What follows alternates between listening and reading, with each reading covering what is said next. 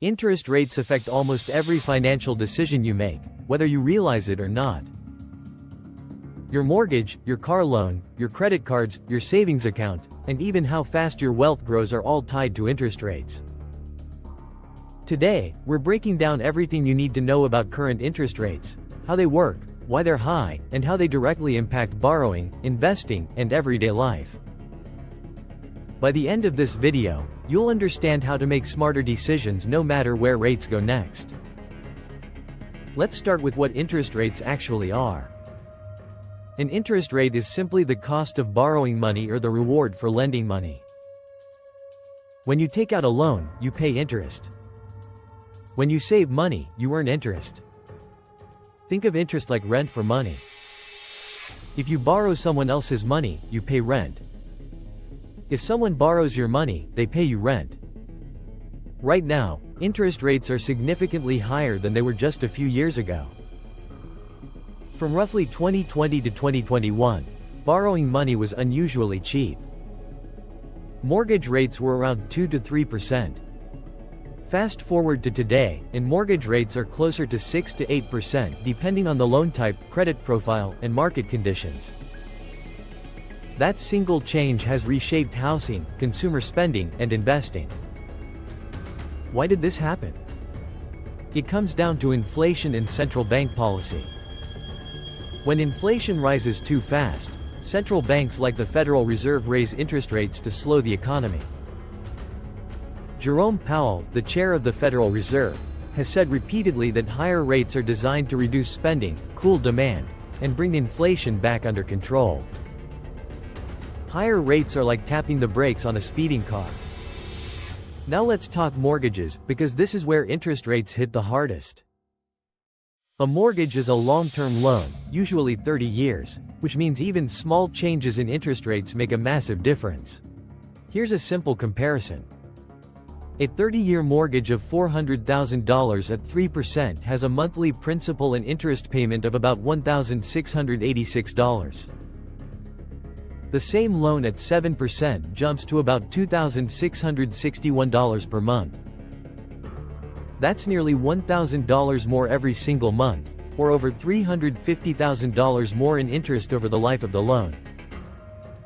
This is why housing affordability has dropped sharply. Home prices didn't fall as fast as rates rose, so buyers are getting squeezed from both sides. Warren Buffett has said that interest rates act like gravity on asset prices.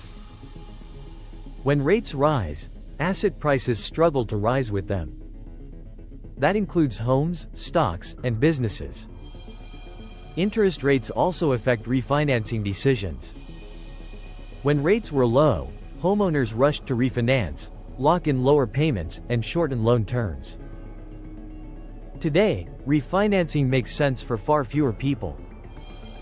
If you already have a mortgage at 3%, refinancing into a 6% loan is usually a bad idea unless there's a compelling reason like debt consolidation or removing a co-borrower. Now let's move to car loans and personal loans. Auto loan rates have followed interest rates higher. A new car loan that once carried a 3% rate may now be closer to 6 or 7%. Used car loans are often even higher. On a $40,000 car loan over 60 months, the difference between 3% and 7% is roughly $4,000 in additional interest. That's money that doesn't improve the car, its reliability, or its resale value. Personal loans and lines of credit behave the same way. The higher the interest rate, the more expensive it is to borrow. This matters because many people use these loans to cover emergencies, business expenses, or cash flow gaps. Higher rates mean borrowing mistakes get punished faster. Credit cards are where interest rates hurt the most. Credit card rates are usually variable and tied to benchmark rates. Today, many credit cards carry interest rates above 20%. At 20%, a $10,000 balance can generate over $2,000 a year in interest alone. Dave Ramsey often compares high-interest debt to digging a hole while trying to climb out. You're working hard, but the hole keeps getting deeper. Now let's flip the script and talk about savers. Higher interest rates are bad for borrowers but great for savers. For years, savings accounts paid almost nothing. Today, high-yield savings accounts are offering around 4 to 5%. That means $20,000 in savings can generate close to $1,000 per year with virtually no risk. Here are 3 key benefits of using a high-yield savings account in a high-rate environment. First, liquidity. Your money stays accessible.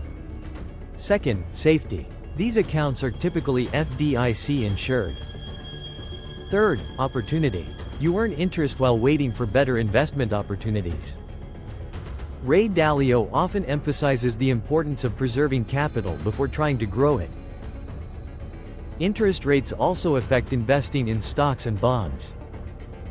When rates rise, bonds become more attractive because they pay higher yields. This pulls money away from riskier assets like stocks. Growth stocks, in particular, tend to struggle when rates are high because future earnings are discounted more heavily. Benjamin Graham explained this decades ago when he said the value of an asset depends on both earnings and interest rates. For businesses, higher rates increase borrowing costs. That means expansion slows, hiring cools, and profits can come under pressure. This is why earnings forecasts often decline during periods of rising rates. Companies with heavy debt loads are hit hardest, while companies with strong cash flow and low debt tend to perform better. Let's use a real-world analogy. Imagine interest rates as the tide in the ocean. When the tide is low, almost everyone looks tall. Weak companies, risky borrowers, and speculative investments all survive. When the tide goes out and rates rise, you can see who was swimming without shorts. This phrase is famously attributed to Warren Buffett. At this point, let me ask you a question. If interest rates stay elevated for another 2 years, what would you change first? Paying off debt faster, delaying a home purchase, or increasing savings? Let me know in the comments. Now let's talk strategy. There are 3 smart moves people can consider in a high interest rate environment. First, prioritize high interest debt. Paying off a credit card charging 20% is a guaranteed return. Second, be patient with large purchases. Waiting can save tens of thousands of dollars. Third, make your cash work harder. Parking emergency funds in a high-yield savings account or money market fund makes sense right now. It's also important to understand that interest rate cycles don't last forever. Historically, rates move in cycles. They rise, plateau, and eventually fall. The key is positioning yourself so you're not forced to make bad decisions at the wrong time. Howard Marks often says that successful investing is more about avoiding mistakes than making brilliant moves. If rates fall in the future, borrowers will benefit again. Refinancing opportunities will return. Asset prices may rise. But people who used this period to clean up debt, build reserves, and improve cash flow will be in the strongest position. The biggest mistake people make with interest rates is assuming they don't matter until it's too late. Rates affect how much house you can afford, how much car you should buy, how fast your savings grow, and how resilient you are during economic slowdowns. Interest rates are not just a headline on the news. They're a force that quietly shapes your financial future every single day. Once you understand how they work, you can stop reacting emotionally and start making intentional decisions. If you found this breakdown helpful, be sure to subscribe for more clear, straight-to-the-point financial education. The goal isn't to predict the future. The goal is to be prepared for it. Subscribe for more straight-to-the-point money and investing tips.